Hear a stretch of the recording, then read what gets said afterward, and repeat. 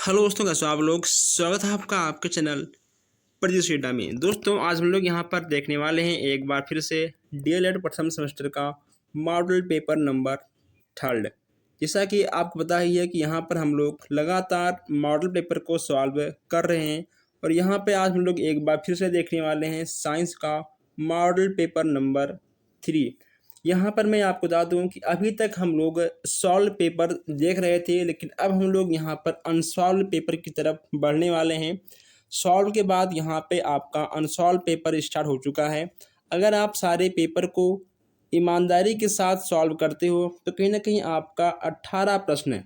दोस्तों आपके साइंस में 18 क्वेश्चंस आते हैं और आपके ये 18 प्रश्न 60 मिनट में हो जाएंगे, यानी 1 घंटे का टाइम आपको मिलता है। तो कहीं ना कहीं यहाँ पे आपको 5 क्वेश्चंस वस्तुनिष्ठ से मिलने वाले हैं। उसके बाद दोस्तों यहाँ पे आपको 6 क्वेश्चंस मिल जाएंगे अति लघुत्तरीय से। दोस्तों उसके बाद यहाँ पे आपको 6 से 7 क्वेश्चन मिल जाएंगे अति लघुत्तरीय से। तो यहाँ पर हम लोग देर न करते हुए चलते हैं, देखते हैं आज का पहला क्वेश्चन है। और आप लोग एक बार इस क्लास को शेयर कर दीजिएगा और जो हमारे भाई बहन नए हैं वो लोग चैनल को सब्सक्राइब भी कर लें, ताकि कोई भी अपडेट, कोई भी क्लास, कोई भी प्रैक्टिस सेट आपसे मिस ना हो।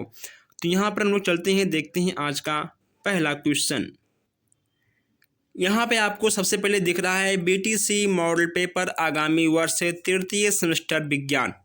ओके दोस्तों, सॉरी, तृतीय प्रश्न पत्र विज्ञान, ठीक है। तो यहाँ पे हम लोग देखने वाले हैं पहला वस्तुनिष्ठ क्वेश्चन से। पहला आपका है कि निम्नलिखित में सजीव वस्तुएं कौन कौन सी हैं। ये आपके सजीव के अंदर के वस्तु कौन कौन सा आएंगे? मनुष्य, पेड़ पौधे और पशु पक्षी।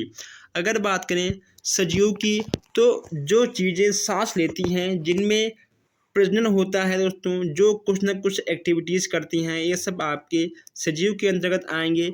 तो आपका मनुष्य और पेड़ पौधे, आपके पशु पक्षी, ये सब आपके आएंगे सजीव में, यानी आपका उपयुक्त सभी बिल्कुल सही हो जाएगा। सेकंड आपका है कि श्वसन क्रिया होती है। श्वसन क्रिया किन किन में होती है? जंतुओं में भी होती है। हमारे पशु जो हैं वो भी कहीं ना कहीं सांस लेते हैं। दोस्तों हमारे पौधे हैं, ये भी कहीं ना कहीं सांस लेती हैं। तो इसमें आपका हो जाएगा पहला और दूसरा दोनों, यानी आपका तीसरा बिल्कुल सही हो जाएगा। ऐसे ही आसान आसान क्वेश्चंस आपको एग्जाम में देखने को मिल जाएंगे। आपको कुछ अलग से भी क्वेश्चंस हम करवाएंगे बहुत जल्द। बस आप लोग लगातार हमारे हर एक क्लास को लेते रहिए और आप लोग चैनल को सब्सक्राइब भी कर लीजिए, ताकि कोई भी क्लास आपसे मिस ना हो।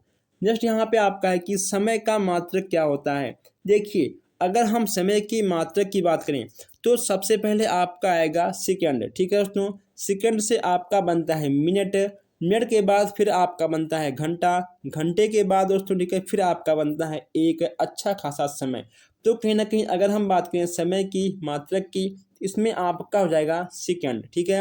समय का मात्रक आपका क्या होगा? समय का मात्रक आपका हो जाएगा सेकंड। नेक्स्ट यहाँ पे आपका है शून्यांक त्रुटि के प्रकार होते हैं दोस्तों। कितने प्रकार के होते हैं? तो इसमें आपका हो जाएगा 2 प्रकार के। कितने दोस्तों? आपके हो जाएंगे 2 प्रकार के।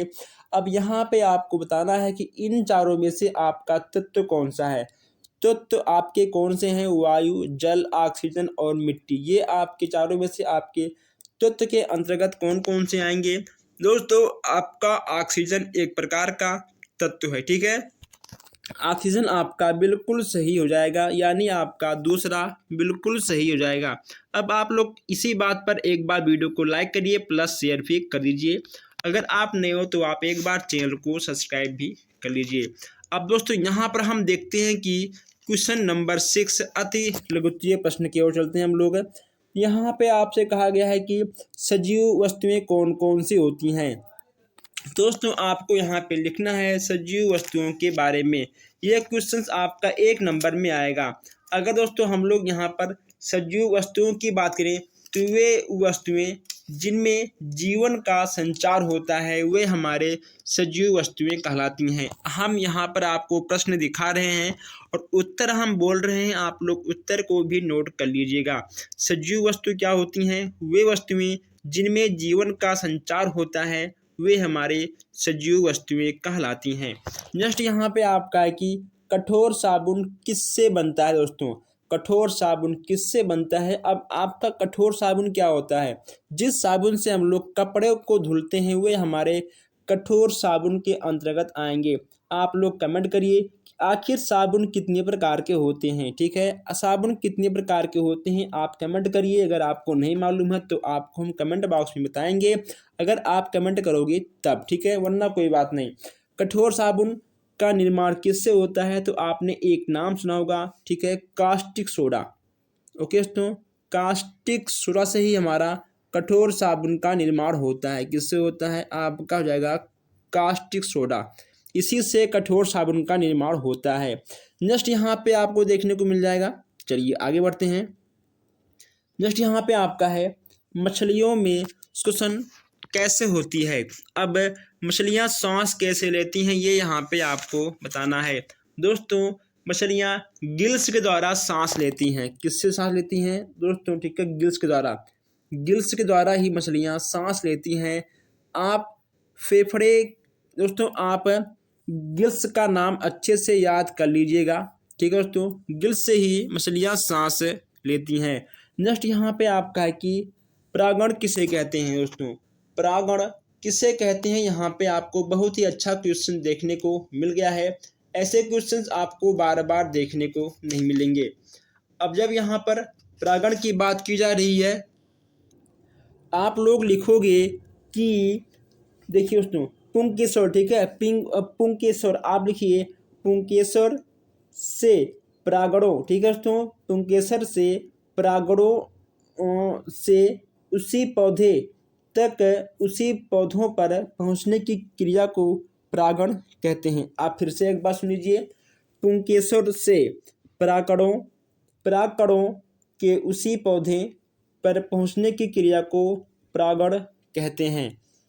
नेक्स्ट यहाँ पे आपका है कि मूल राशियाँ किसे कहते हैं? अब यहाँ पे आपसे मूल राशियों के बारे में पूछा गया है कि आखिर मूल राशियाँ हम लोग किसे कहते हैं। तो दोस्तों जब मूल राशियाँ किसे कहते हैं? वे भौतिक राशियाँ, आप लिख लीजिए मूल राशियों के बारे में कि वे भौतिक राशियाँ जो एक दूसरे से स्वतंत्र होती हैं वे मूल राशियाँ कहलाती हैं। नेक्स्ट यहाँ पे आपका है कि बल किसे कहते हैं? दोस्तों बल किसे कहते हैं मैं आपको बता दूं कि जब किसी भी वस्तु पर हम लोग दबाव डालते हैं दोस्तों, ठीक है, और उस पर लगने वाले दबाव को ही बल कहते हैं। जब किसी भी वस्तुओं को हम लोग धक्का देते हैं या फिर फोर्स करते हैं, उस पर जो लगने वाला बल होता है दोस्तों वही हम सबका बल कहलाता है। बल का बहुत ही सिंपल उदाहरण होता है। देखिए एक मिनट, अगर मान लो पूछ ले आपसे कि बल के कितने प्रकार होते हैं, अगर पूछ ले आपसे कि बल के कितने प्रकार होते हैं, तो बल के आपके हो जाएंगे 5 प्रकार। बल के कितने होते हैं? आपके हो जाएंगे 5 प्रकार से। कौन कौन से होते हैं? पेशीय बल, चुंबकीय बल, गुरुत्वाकर्षण बल, घर्षण बल और विद्युत बल, ठीक है दोस्तों। तो आपके 5 प्रकार के बल हो जाएंगे।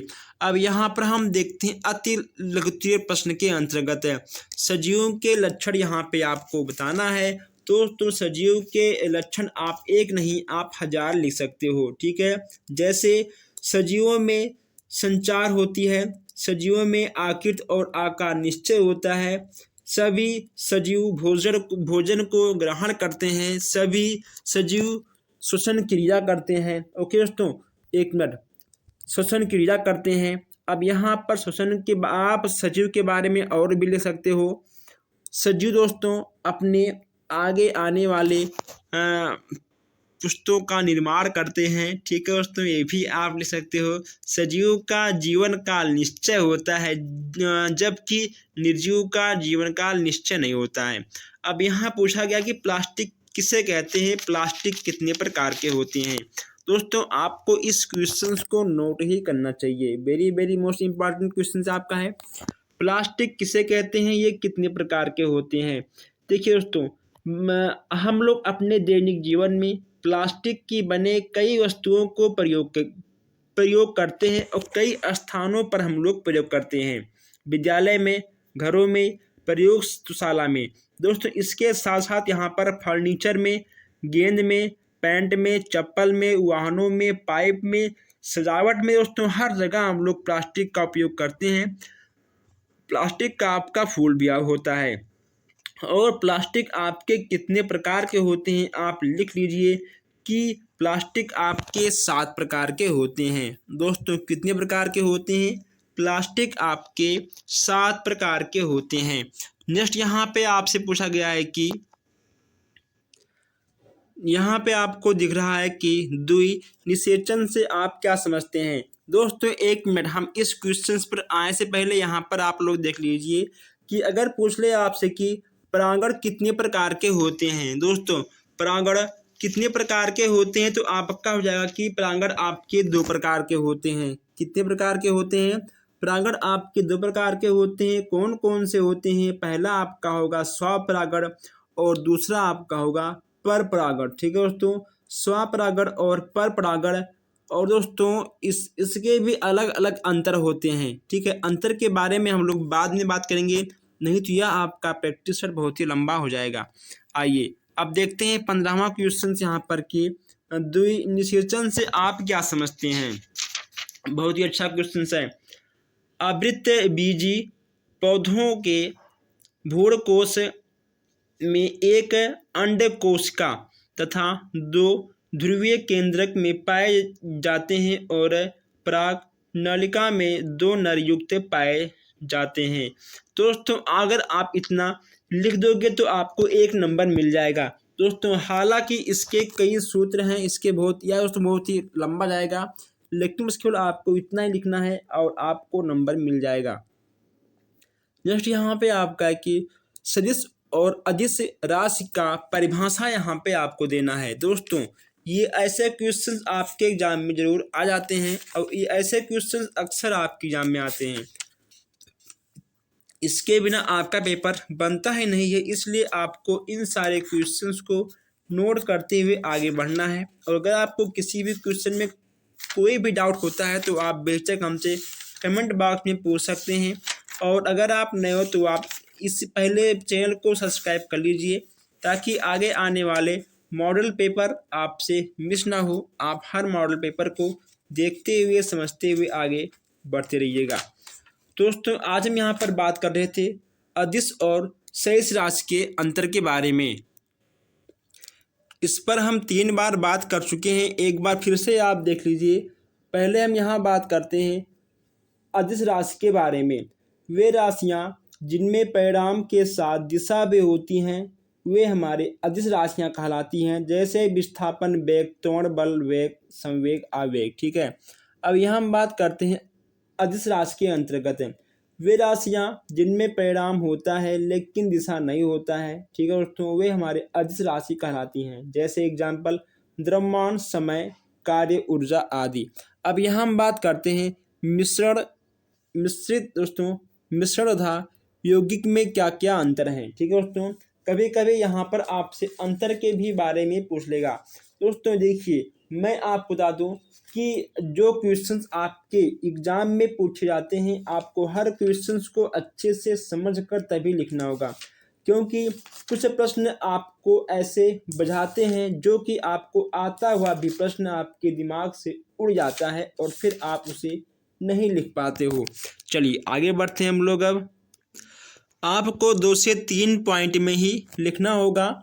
ओके दोस्तों, आप 2 से 3 पॉइंट अगर समझ जाए तो आप उसका 4 से 5 पॉइंट भी लिख सकते हो। पहले यहाँ बात करते हैं हम मिश्रण की बात। देखिए दोस्तों मिश्रण का जो घनत्व होता है वह निश्चित होता है दोस्तों, जबकि यौगिक का जो आपका होता है घनत्व वह आपका निश्चित नहीं होता है। ठीक है दोस्तों, मिश्रित में देखिए मिश्रित में आपके 2 पदार्थों से मिलकर बने होते हैं, लेकिन यौगिक में आपके अणु 2 या 2 से अधिक परमाणुओं से मिलकर बने होते हैं। इसमें बस आपके 2 ही अणु मिलकर बने होते हैं, 2 ही पदार्थ मिलकर बने होते हैं, लेकिन इसमें दोस्तों आपका 2 या 2 से अधिक पदार्थ मिलकर बन जाते हैं। दोस्तों आप इसको 3-4 पॉइंट में लिखिएगा बस, और इसे आप अधिक लंबा मत खींचिएगा। धारिता से आप क्या समझते हैं। नेक्स्ट यहाँ पे आपका है कि धारिता से आप क्या समझते हैं। इसमें आपको लिखना होगा धारिता में बहुत सिंपल क्वेश्चन है। इसमें आपको लिखना होगा, जब कोई बर्तन द्रव से पूरा पूरा भर जाता है तो उस द्रव से बर्तन के अंदर का पूरा स्थान घिर जाता है। ओके दोस्तों, जैसे कि मान लो आपका कोई बाल्टी है, अगर हम बाल्टी में पानी डालते हैं तो दोस्तों पानी उस बाल्टी का आकार, ठीक है दोस्तों, अंदर से उस बाल्टी का आकार ले लेती है। उसके बाद यहाँ पे आपको लिखना है कि बर्तन का सही स्थान उसका भीतर आयतन है, जिससे उसे बर्तन का धारिता कहा जाता है।